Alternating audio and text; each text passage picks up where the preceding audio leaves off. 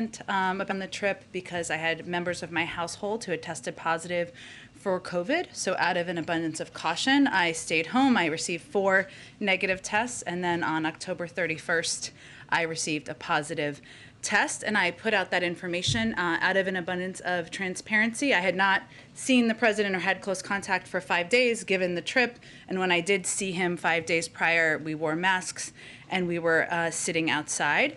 As I noted in my initial statement, and was still the case even after that, I had mild symptoms, primarily fatigue, and I remain incredibly grateful for the vaccine and the impact of the vaccine in keeping me safe and other people in my house safe as well. I also noted in my initial statement that I would be abiding by a 10-day quarantine, which for the math, it started on November 1st, which was the day after I received a positive test. It ended on Wednesday, November 10th, and then yesterday, per White House protocols, I had a negative test, and hence I am here back with all of you today. So I just wanted to outline that at the top. I have a couple of other things. Thank you. We've obviously had a very busy week as it relates to fighting COVID. Our vaccination program for kids ages 5 to 11 hit full strength this week. Vaccines for kids are now available at 20,000 trusted and convenient locations. Our rollout is helping parents turn months of anxiety into action.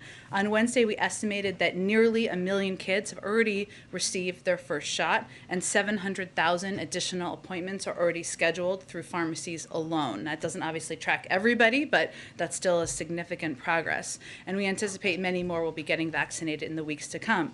The First Lady visited a children's vaccination site this week in Virginia and is headed to Texas next week to visit another site to help communicate with families, with parents about the safety and the efficacy of these vaccines. I also wanted to give an update on the success of vaccine requirements. New data showed that as vaccination requirements expanded, our vaccination rate also increased. In the past week, we're averaging nearly 300,000 first shots for people ages 12 and older per day. These are new people getting vaccinated. For comparison, in mid-July, before the president began implementing vaccine requirements, we were averaging less than 250,000 first shots per day.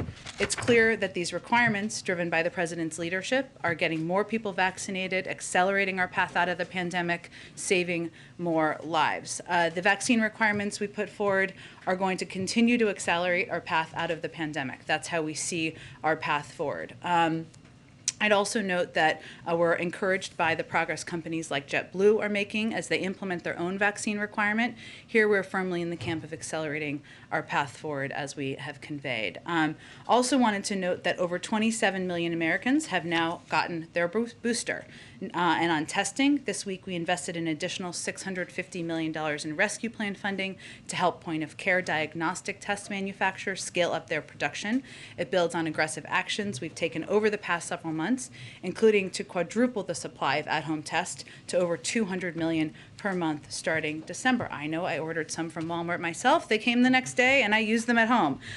Finally, on ensuring equity throughout our response, the President's COVID Health Equity Task Force submitted its recommendations to help us build on this progress.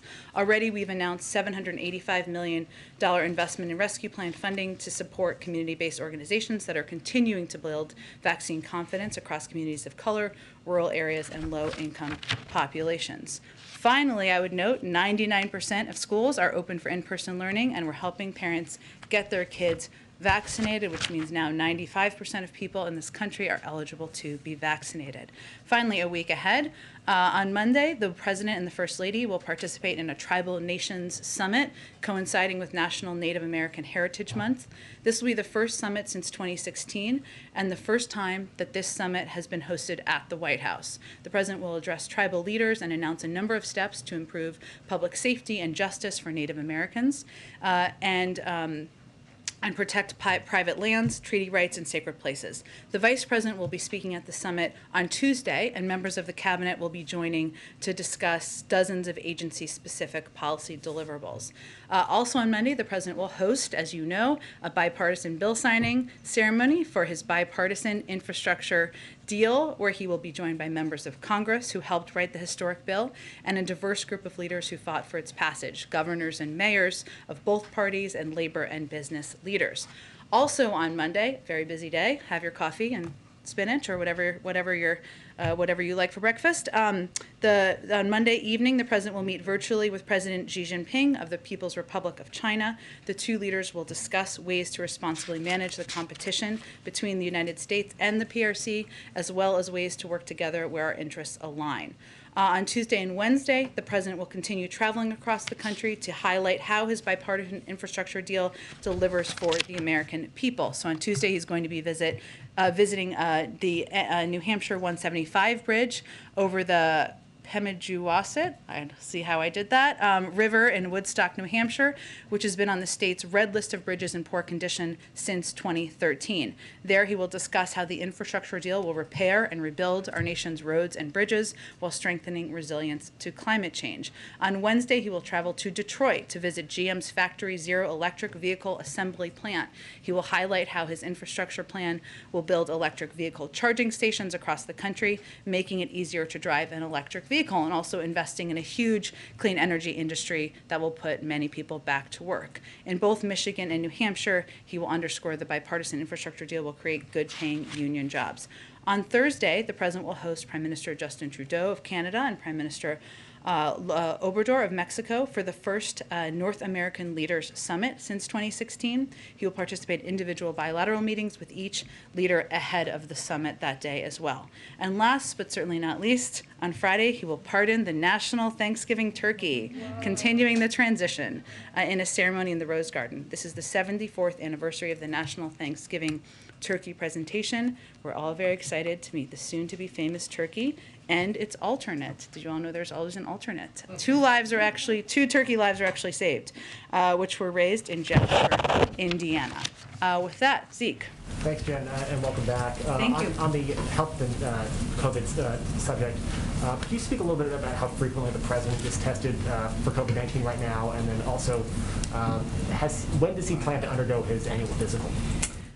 He will be doing his physical soon. As I've noted before, as soon as he does that, we will provide that information transparently to all of you. He is regularly texted under the guidance of his doctor. We do provide that information regularly to all of you. I'm happy to check and see when the last time he was tested and provide that to you after the briefing as well. Thanks. And does the White House have any reaction to the sentencing of American journalist Danny Fenster in Myanmar?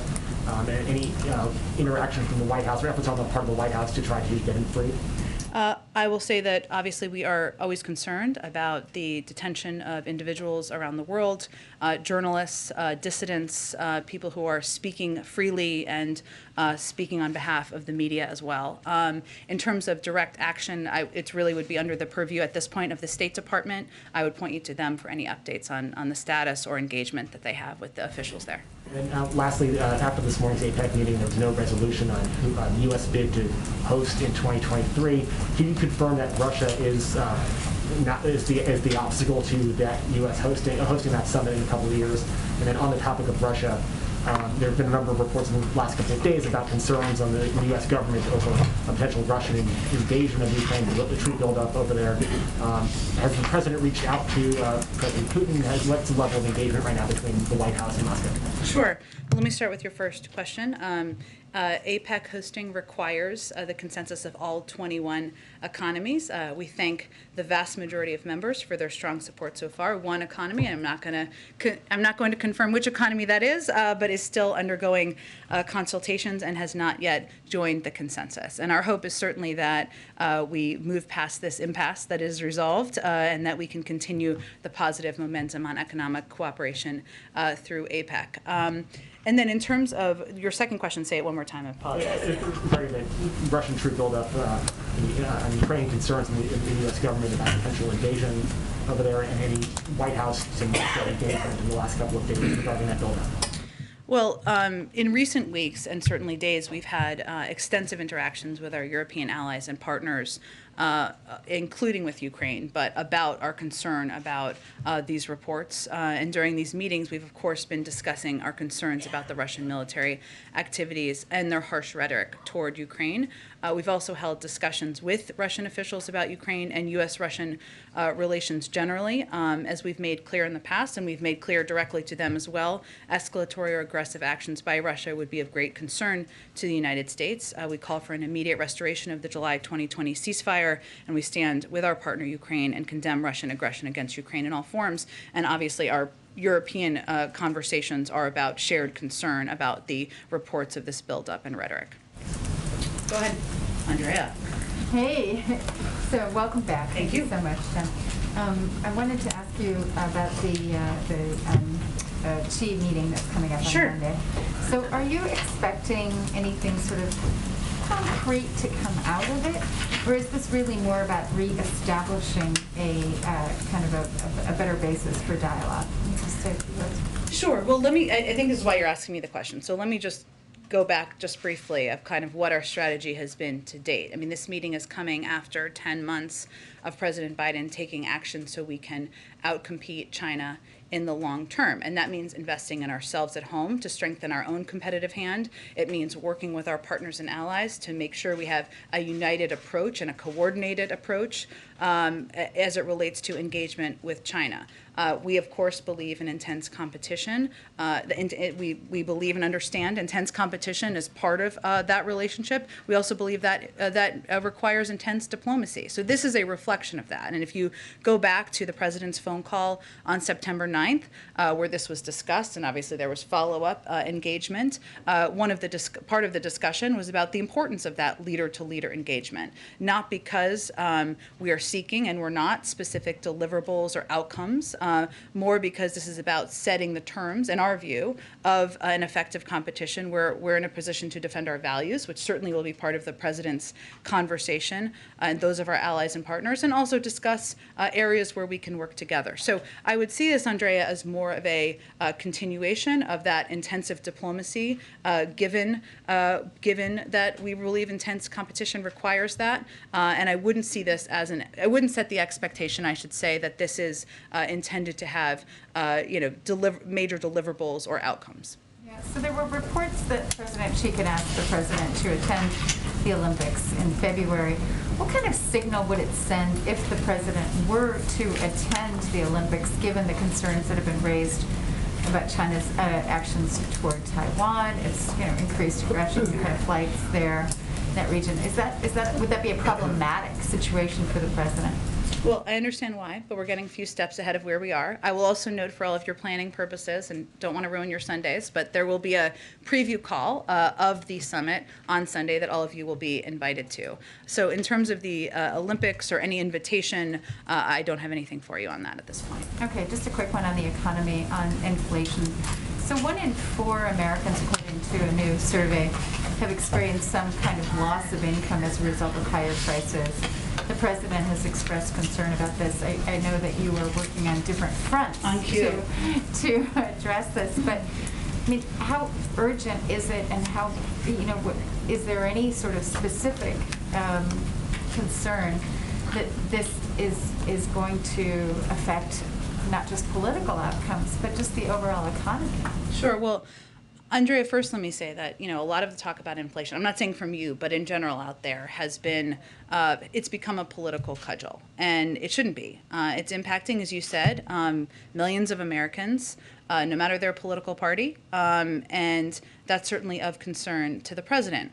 I would note that everyone from the Federal Reserve to Wall Street agree with our assessment that inflation is already expected to be substantially decelerate next year. I know you're not talking about that, but that's an important component here.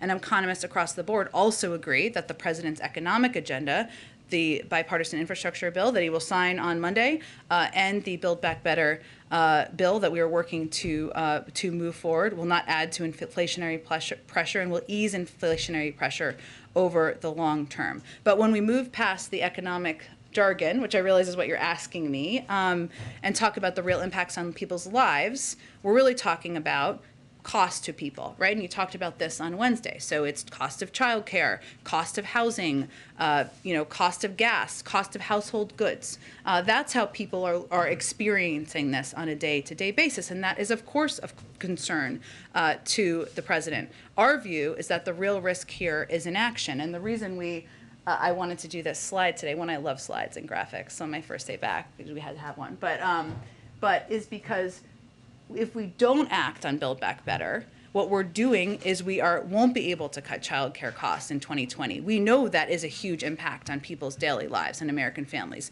We won't be able to make preschool free for many families starting in 2022, saving many families $8,600. We won't be able to get ahead of skyrocketing housing costs. I mean, that's a part of this bill too. Has a major investment in building new housing, affordable housing units, so that people can move into them and live in them and address the pending housing crisis. And we won't be able to save Americans thousands of dollars by negotiating prescription drug prices. So our view is this makes a strong case. This is a strong case for moving forward with this agenda, because what we're really talking about is cost to American families, how it's impacting them, and that's something that if we don't act now, we won't be able to address these things in the short term either. Go ahead, Jen. Thanks so much, Jen, and welcome back. The president has picked Dr. Rob Califf as his pick for FDA commissioner. We've already seen Senator Joe Manchin come out in opposition against him, citing his significant ties to the pharmaceutical industry, as Senator Manchin put it. Is the White House confident that Dr. Califf can get confirmed as FDA commissioner?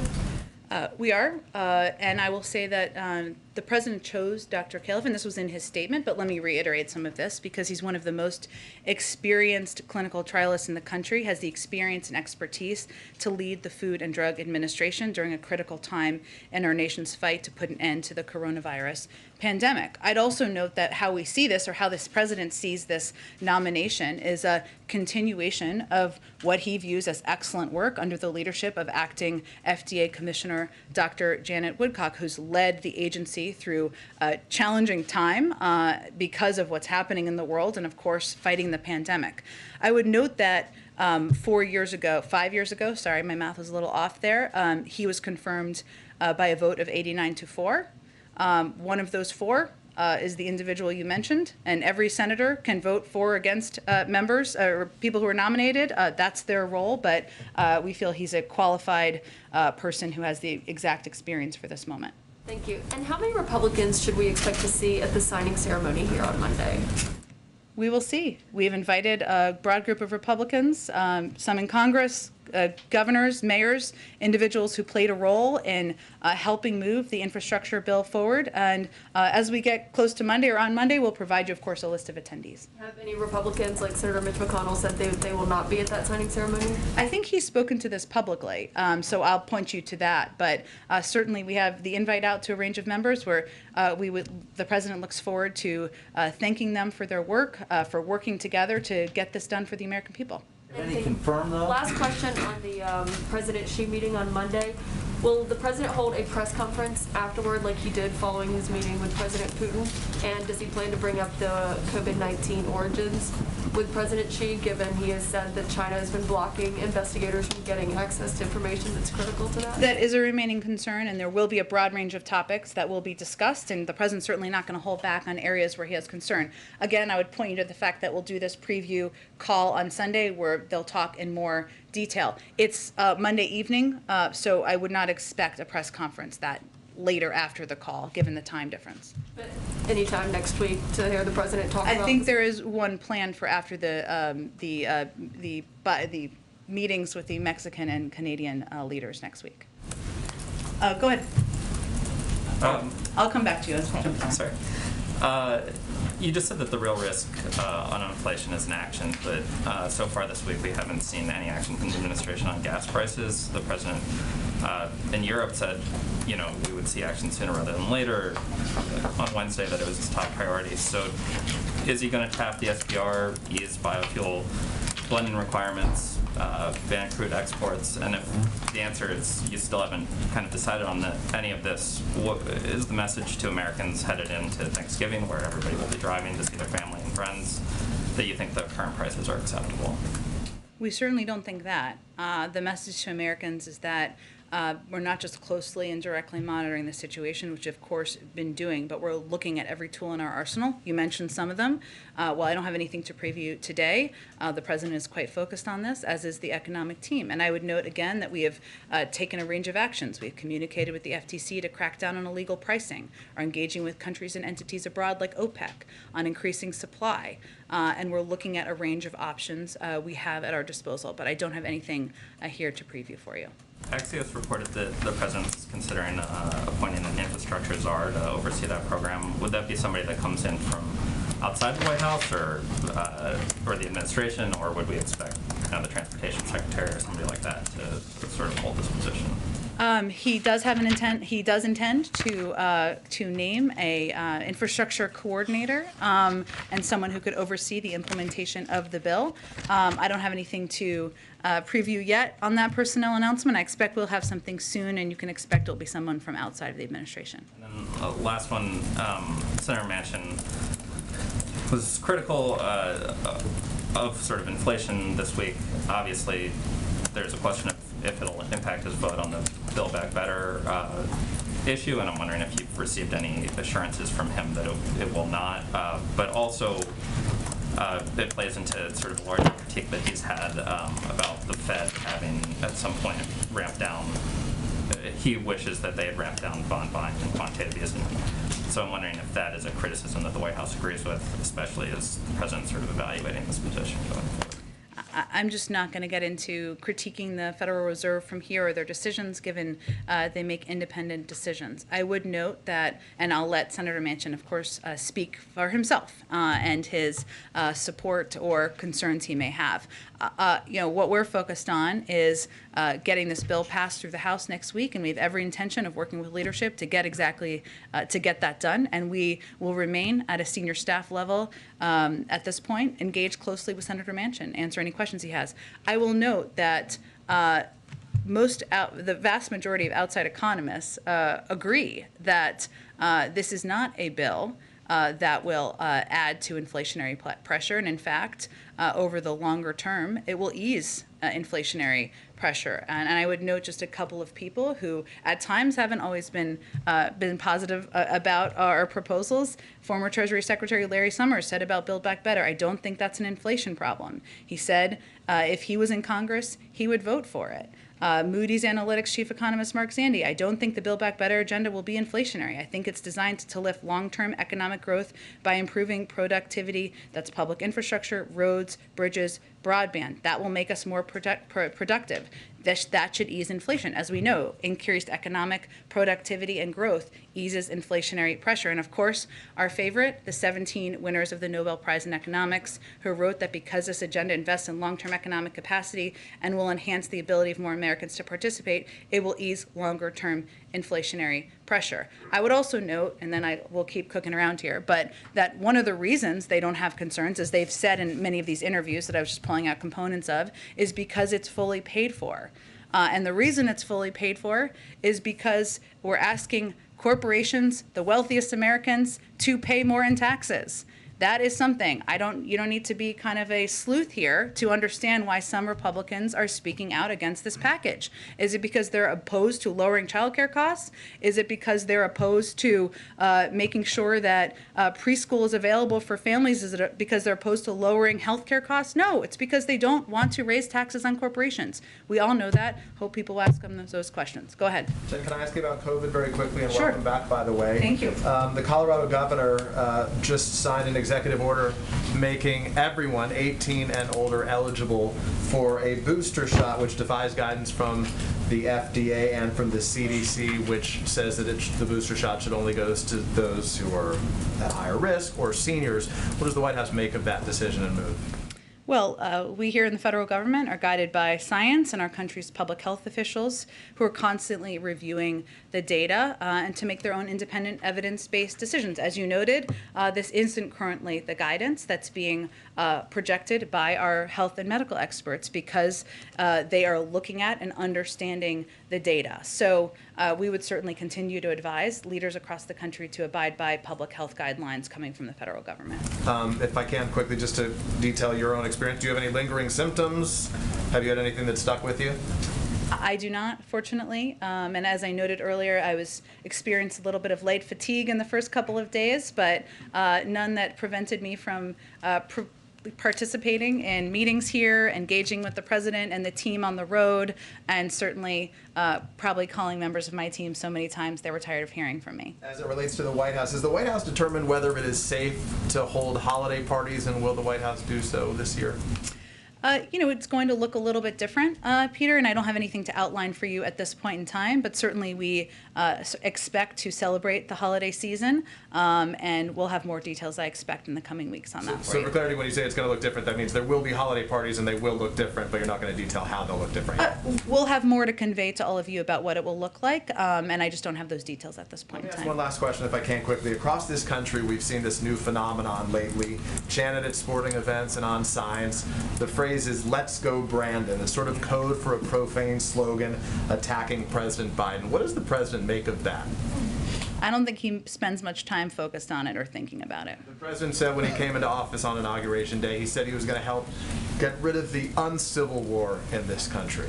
So I guess through that lens right now, does the president think there are things that he can do differently, or how does he react to the stuff he sees out there when it is one of his primary promises or desires to help bring Americans together? Well, it takes two to move towards a more civil engagement and discourse in this country, and the president's going to continue to operate, as you said, from the promise he made early on, which is that he wants to govern for all Americans. He's going to deliver for all Americans, as is evidenced by the infrastructure bill that he's going to sign on Monday. That's going to help expand broadband to everyone, no matter your political party, no matter whether you voted for him or not. That's going to replace lead pipes, make sure kids have clean drinking water, whether you're a Democrat or Republican or not political at all. That's how he's going to govern, and certainly we're hopeful we'll have partners to move toward more civil discourse with in the future. Thank you. Go ahead, Jen. Thanks, Jen. Welcome back. Thank you.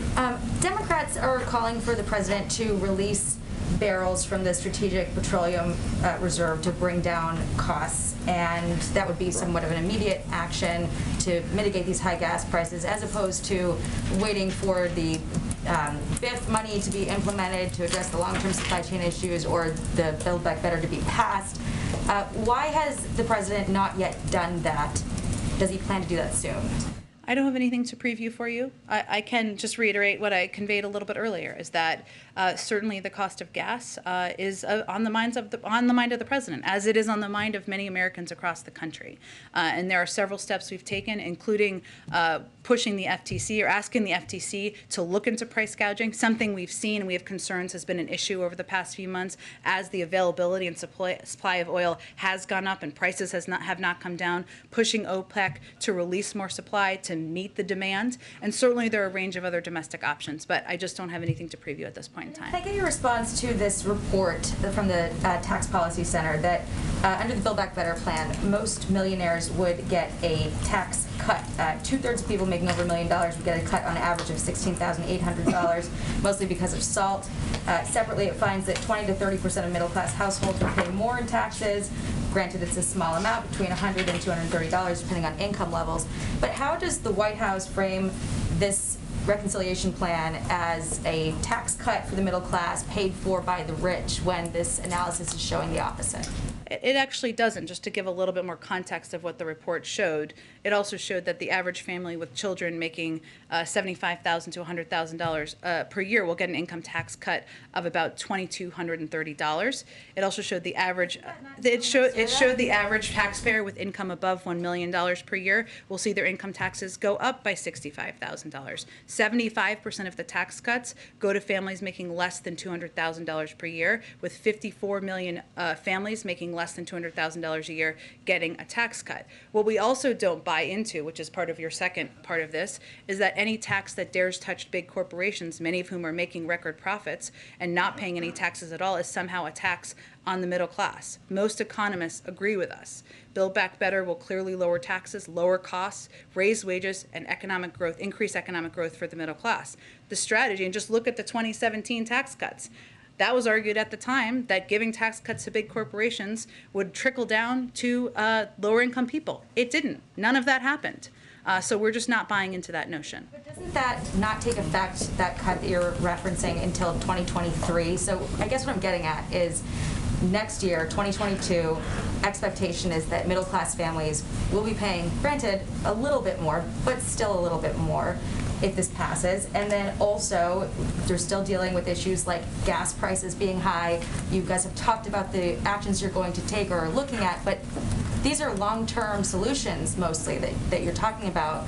So what will be done in the immediate future to address the next year? Actually, many of them are short-term. But what is true and is not often out there is that a lot of these pandemic relief programs are ending, right? Are ending. So if you look at the spending, I don't really have a graph right now, I'm kind of making a fake one, but if you look at the spending from pandemic relief, that is going to go down because a lot of those programs are ending. So when people are out there, this isn't your question, but it just made me think of it. When people are out there criticizing the influx of money into the economy, that's actually misleading and inaccurate. What we're really talking about here is we're ending those programs. The president supports that. There are programs, to your point, like the child tax credit, that if we don't extend the child tax credit, 40 million Americans will no longer get the benefit of the child tax credit. That's an immediate benefit that would be happening next year. I mentioned before, investing in housing and building lower income or available housing that allows for options for lower income and middle income families. That is something that will have an impact. Cutting childcare costs in half. That's something that will happen next year. Those are all ways that we're working. We are trying to and focused on lowering costs for Americans. That would be a part of this bill. I want to ask you about real quick about Ukraine. I know you discussed earlier the Russian troops amassing on the Ukrainian border. Field hospitals, as we all know, started being set up in April, indicating that there might be some action there. Blinken's comments about concern about Russia rehashing the 2014 invasion, and then Jake Sullivan underscoring the commitment to Ukrainian sovereignty and territorial integrity. But it doesn't seem there's been any indication of more support on the way from the U.S. right now. To the Ukrainians? To the Ukrainians. And then, so why is that? And then also, why did we send the CIA director to Russia instead of the Secretary of Defense or our ambassador or Blinken to handle this kind of a diplomacy issue? Like, who is he speaking for in that trip? He's speaking for the U.S. government. I'd also note that the CIA director is also the former ambassador to Russia and the former deputy secretary of state. So he does come to it with quite a bit of experience. But the president looks at his national security team as a group of smart, engaged individuals who are representing his national interests overseas, and that's what he's doing. I will note on the Ukraine question, part of the reason I mentioned the engagement with European allies and partners is because, as you know, we operate in lockstep with our allies and partners. That's how we've approached things. We have a shared concern about reports of military buildup on the border. I don't have anything to preview at this point in time, but that is something that we are very actively engaged with, not just the Russians on and the Ukrainians, but also our European partners as well. I just want to skip around because I know we're not getting to enough people in the back, so I hear. Okay, let's go all the way. We're on the side. Time. Thank you. Thank you very much, Jen. I had a question about the meeting between Xi Jinping and President Biden on Monday. The U.S. Holocaust Museum this week came out with a report that China's actions towards the minority population of Uyghurs in the country may amount to genocide. Its use of forced slave labor and forced sterilizations and other actions. Is that something that the president is going to bring up with Xi Jinping? And is that something that the president will hold up as something that Xi Jinping needs to take action on to reverse before the U.S. Gets closer in its relationship with China? Well, I would say that one of the purposes of this leader-to-leader engagement is to also discuss areas where you have strong concern and disagreement. And, you know, it's not just the president's words, though. We've also acted. We are engaged, first of all, with members of Congress and on technical advising, providing technical assistance on legislation that's currently working its way through Congress. But in addition to that, we've also taken concrete measures on our own, including visa restrictions, global Magnitsky and financial sanctions, export controls, import restrictions, the release of a business advisory, and rallying the G7 to commit to take action to ensure all global supply chains are free from the use of forced labor. So this is an area where the president has been vocal. He has taken action. Again, in terms of topics that will be discussed, there will be areas where we work together, and he will not hold back, as he never has, on areas where we have concern. But I will leave it to the preview call on Sunday to give you more details. Does the president believe that his personal relationship with Xi Jinping, going back to having a meal together in a noodle shop in Beijing in 2011 and the times that they spent together, will that have an impact on his ability to engage with Xi Jinping and get China to take actions that it's been reluctant to take so far? I would say that you've heard him talk about this before, Brian, and he feels that the history of their relationship, having spent time with him, allows him to be quite candid, as he has been in the past, and he will continue to be as we look ahead to next week. Just to Okay, follow let's up on go the all the China- way in the back. There you go. On the Monday virtual meet, will concerns on the border tensions with India also be raised between the two leaders? Again, I know there's a lot of interest in this meeting. I certainly understand it. We're going to be previewing it later this weekend. There'll be a range of topics discussed, some where we have concern, some where we have areas where we can work together, some certainly security related, economic. There'll be a range of topics, but I'll leave it to the Sunday preview call. Go ahead. Thanks, Jen. I wanted to ask about the numbers that came out this morning about the record number of people quitting their jobs in September. Is there a concern that this number might go even higher when the vaccine mandate goes into place? And what is the administration doing to help companies who are concerned about retaining workers once the mandate kicks in? You're talking about because of the vaccine mandate being implemented, and is it specific companies? I just haven't seen this data, so give me a little bit more information. So there's some companies that are concerned once the vaccine mandate goes into place that they may have trouble retaining workers, especially hourly workers who may not want to get the vaccine. Are you afraid that these numbers of people quitting their jobs will go up, and what is the administration doing to help companies who are worried about this? Well, first I'll say that hasn't actually been what we've seen at the vast majority of companies who have implemented vaccine mandates. And as you know, the deadline hasn't come up for where it would be required. It's coming up in the coming months. But many companies, the airlines, of course, hospital systems, have implemented vaccine requirements. The vast majority of people have participated in them and abided by those requirements. And now they have a healthier, safer, more predictable workforce. So we haven't actually seen that to date. So I don't know that we would have that to predict in the future. But also, companies that are worried about losing their workers are probably waiting to implement a vaccine mandate, right? So I would see if companies convey that, we can speak to that. But obviously, we're working to implement the OSHA requirements, the regulations that were put out just last week. And our view is that, and the view of a lot of outside economists and experts too, is that this will require more certainty for companies, and that they will know their workplace is safe, that people will feel safe going to their workplace, which has been an issue throughout the pandemic, and that they will also know that workers are less likely to get sick from COVID, which has been in a range of industries, an enormous issue and created a great deal of unpredictability across the board. Go ahead. Jen, I'll come back to you, Michelle. with the Transgender Day Remembrance fast approaching, 2021 has the highest number of recorded deaths of transgender and non-binary people, totaling out at 45 this year, according to the Human Rights Campaign. The president brought attention to this issue as a candidate, but has he been briefed on it as in the White House? I'm not sure, Chris, and I'm happy to ask the president and see with our domestic policy team if they have briefed him on that. That's devastating, and that's terrible, heartbreaking to hear. It is a commitment of the president to address violence, address threats to transgender people, and anyone who's facing those threats. But I will see if he has been briefed on that. What options are on the table for him to pursue on this issue? In terms of reducing violence, let me just see if he's been briefed, and I'll talk to our domestic policy team, and maybe we can connect you directly with them to get more information. Go ahead, Weisha. Jen, so that report that my colleague was citing was not directly just about people quitting because of COVID mandates. Oh, okay. Yeah, that's helpful. But the Bureau of Labor Statistics reported that in September alone, 4.4 million people quit their jobs after 4.3 million in August. So how are those figures accounted for when the president talks about the record 5.6 million jobs created in the first 9 months, when he talks about job growth, economic growth, et cetera?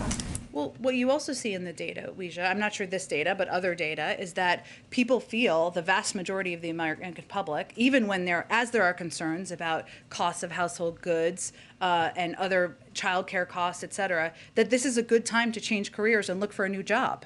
So we're also seeing that, and I think that's likely reflected in that data as well. And we've seen that happen psychologically during the pandemic, and also because people may have taken the moment to decide what they wanted to do with their lives. So in terms of, we have still created that number of jobs. There are people who are changing jobs. I can check with I'm not sure what your question is, though. Are you asking how many of the new jobs created are people changing jobs, or? I'm asking, in 2 months alone, some 9 million people quit their jobs. And I don't know that they're all going to new jobs. So is there any concern about this trend? dubbed the Great Resignation. Is there anything you can do to reverse it? Well, we know we've seen labor shortages in some industries. In some industries, that's because they need to have a more competitive package to offer to workers.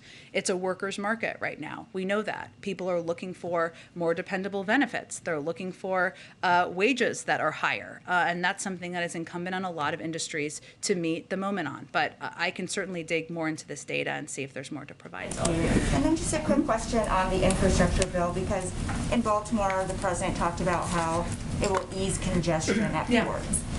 But those projects are going to take time. So when do you think that funding will actually have a direct impact on the bottlenecks we're seeing now? And in the meantime, is there anything more the administration can do ahead of the holiday season?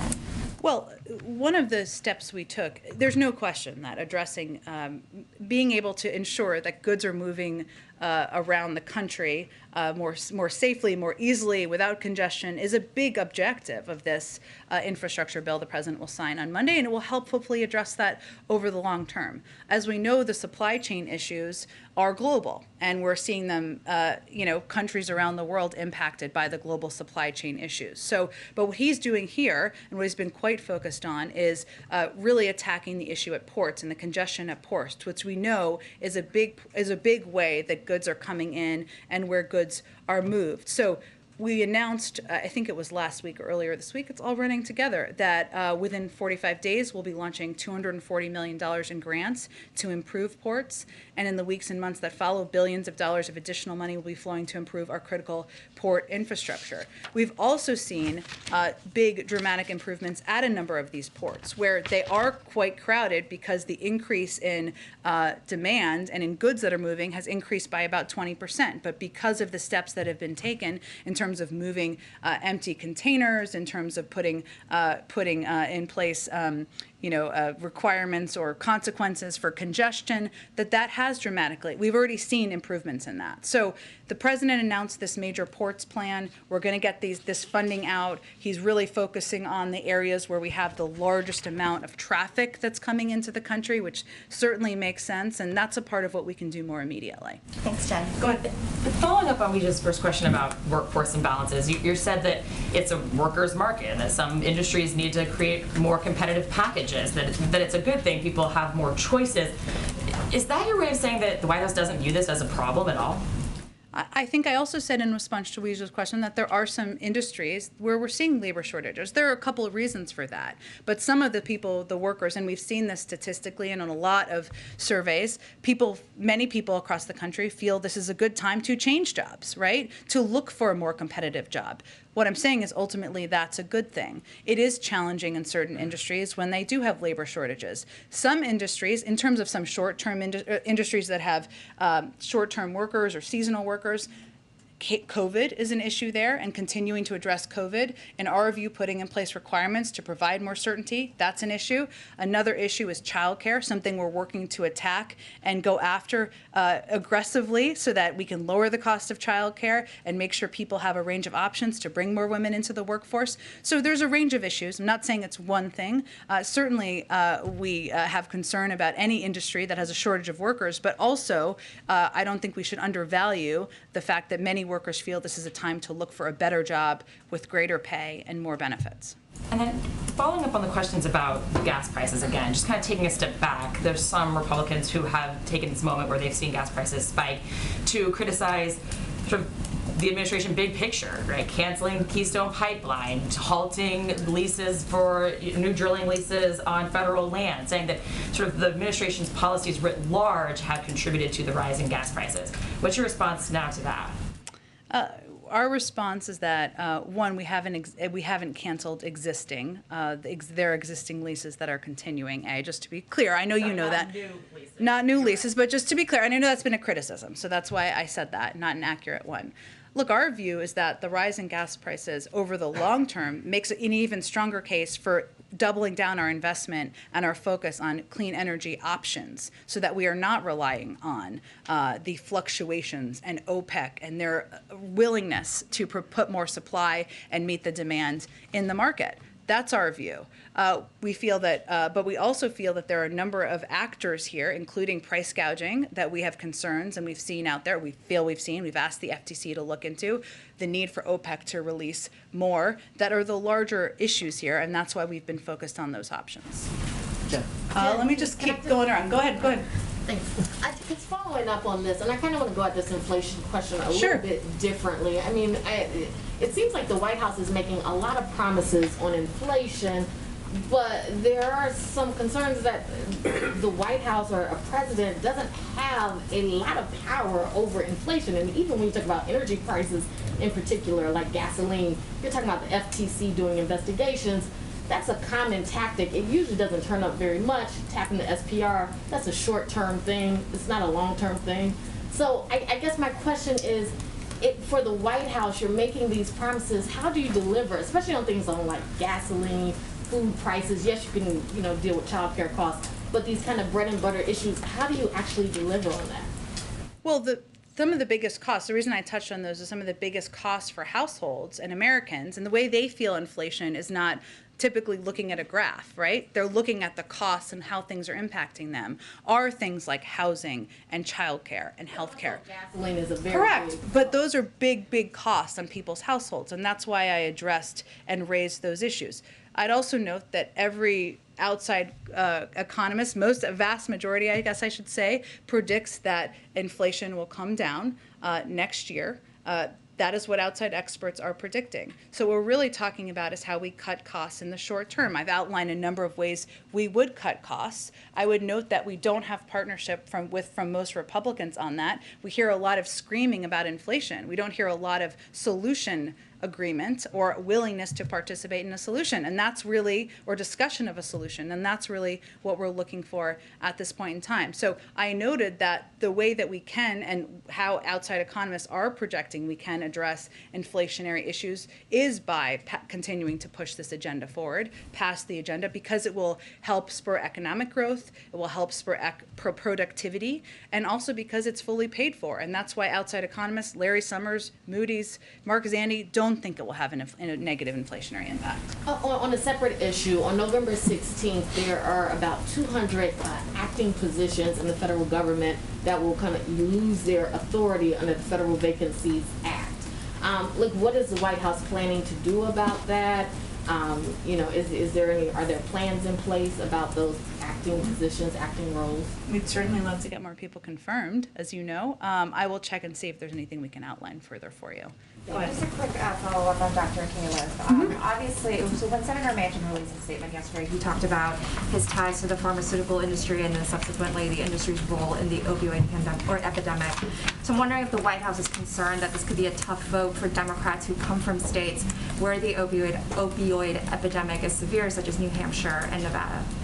Well, I would say that, one, the president has been very clear on his view on the role of the pharmaceutical industry in the opioid epidemic. He has also been an advocate for lowering the cost of prescription drugs by allowing Medicare to negotiate prescription drug costs, something we know the pharmaceutical industry does not support. So I think the president is hardly in the pocket of the pharmaceutical industry. I think they would agree with that component. That is true of the vast majority of Democrats out there as well. And what the president the reason he nominated Dr. Califf is because he feels he is qualified, he has the experience, he's ready to take on this job the day he's confirmed, and that's probably the reason why he was supported and passed with overwhelming support of Democrats and Republicans just 5 years ago. Can I ask you a question on Ethiopia? Sure. Thank you and welcome back. Thank you. Miss you the most. And thank you for taking question across the behind you. And it's our regional reporter. We'll get to him in a second. Go ahead. Thank you for taking question across the room. Maybe the other thing is if we can limit follow-up question to 2, that would be great for everyone to have an opportunity. Ethiopia seems to be on the brink of a civil war. The U.S. State Department is urging Americans to leave the country and even providing as the White House can do to avoid another Afghanistan-like exit. Well, I would first say, and you may or may not have seen this, but this morning the Treasury and State Departments announced the designation of 6 targets associated with the Eritrean government in response to the growing humanitarian and human rights crisis and expanding military conflict in Ethiopia, pursuant to the President's executive order in September. And I know you've been asking when we would take some action pursuant to that executive order, and so we took some action this morning. I would also note that we are briefly delaying plans to roll out sanctions targeting elements aligned with the TPLF and Ethiopian military to allow time and space to see if these AU-led talks can make progress. If they do not seize the opportunity and the parties continue escalating the war, we will move forward with these sanctions, but we are currently leaving space for these talks to continue. Just one follow-up, and then I got to go to him, and then there's a cabinet meeting. Go ahead. On this president's birthday on Saturday, is there anything that we've been doing? He's 79 years old. How does he keep fit? Does he exercise? We see him cycling. Does he do anything else? He certainly does enjoy a good ride on his bike and does keep fit, eats healthy, except for the occasional ice cream. Who among us doesn't love ice cream? And again, as someone asked earlier, the president will be receiving a physical at some point soon, and we will release those details to you. Yes, and we will release those details to you as soon as that happens. All right. Hello, thank you for joining us. We have here Rick Barrett from the Milwaukee Journal-Sentinel. Oh, I don't know if we can hear you very well. Maybe we can fix some audio issues. Let's see if we can fix the audio issues, because I just have to go in a minute. Let's try again. We want to try talking again? We can see if we can hear you? Oh, no. Well, Jeff, can I ask you? All right, he's going to come back next Friday. Okay, last one. Thank you, Jen. I wanted to ask you a quick follow-up. You mentioned a second ago that the White House was offering technical assistance to members of Congress when it comes to human rights legislation.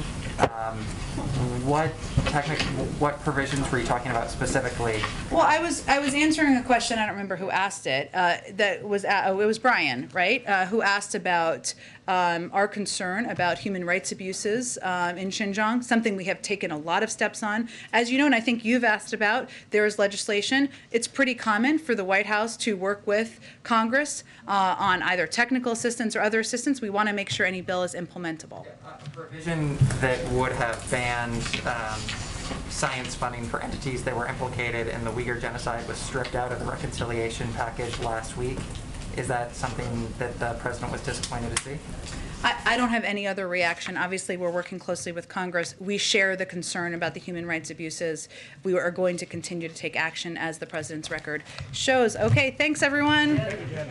The vaccine, do you have anything to say to celebrities who have promoted, like Aaron Rodgers, who've promoted dubious alternatives to vaccines? You know how we feel about misinformation. We're against it. Thanks, everyone.